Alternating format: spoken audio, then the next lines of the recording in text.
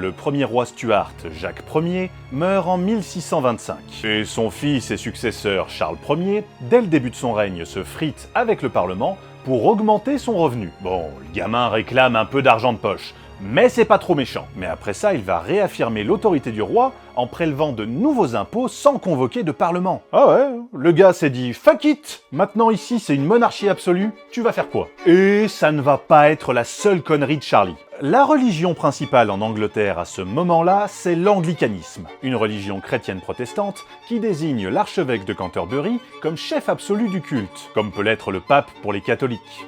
RIP François. Mais comme c'est une religion protestante, elle est très souple avec les cultes protestants d'une façon générale, et sous certains aspects s'en sent même solidaire. Par exemple, quand les protestants sont pourchassés en France, c'est en Angleterre que la plupart vont aller se réfugier, parce qu'ils savent pertinemment que là-bas ils seront protégés. Et Charles Ier, les protestants, ils s'en tamponnent allègrement le coquillard. Ils refusent de soutenir les forces protestantes dans la guerre de 30 ans qui se déroule en Bohême.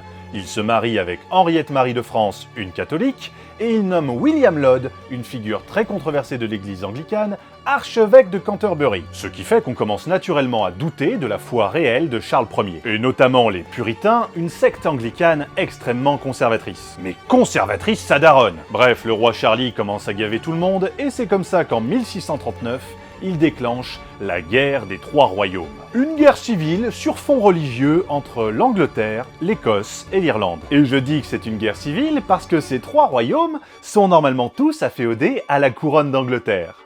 Donc à Charles Ier. Oups.